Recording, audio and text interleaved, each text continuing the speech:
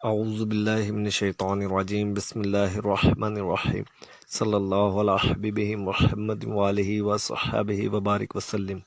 دوڑنے والا پتھر۔ یہ پتھر ایک ہاتھ لمبا اور ایک ہاتھ چوڑا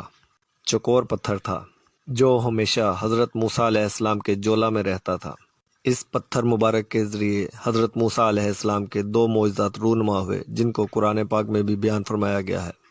پہلا معجزہ، اس پتھر کا پہلا عجیب و غریب کارنامہ جو حضرت موسیٰ علیہ السلام کا دراصل معجزہ ہے، وہ اس پتھر کی دانش مندانہ لمبی دور ہے۔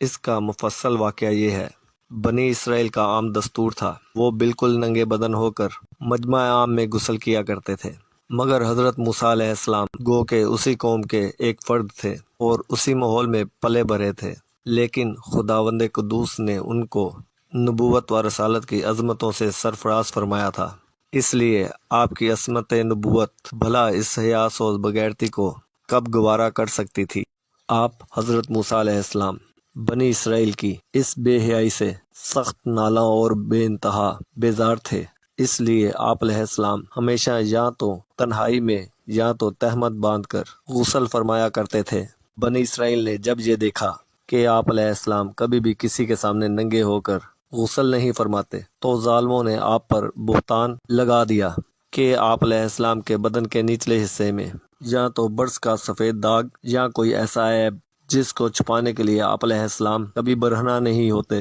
اور ظالموں نے اس تہمت کا اس قدر چرچا اور اعلان کیا کہ ہر گلی کوچہ میں، ہر بازار میں اس کا پروپیگنڈا پھیل گیا۔ اس مکروہ تہمت کی شورش کا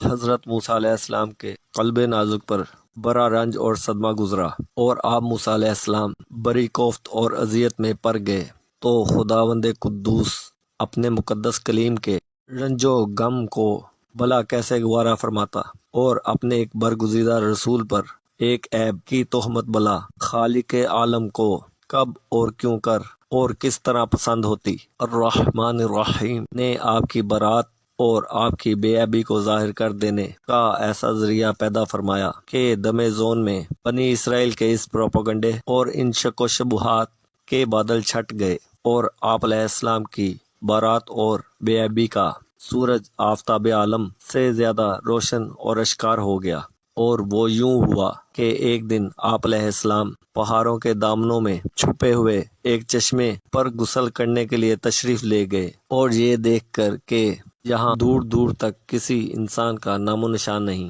تو آپ موسیٰ علیہ السلام اپنے سارے کپڑوں کو ایک پتھر پر رکھ کر نہانے لگے۔ اس وقت موسیٰ علیہ السلام بالکل برہنہ تھے۔ غسل کے بعد جب آپ علیہ السلام اپنا لباس پہننے کے لیے پتھر کے پاس پہنچے تو آپ علیہ السلام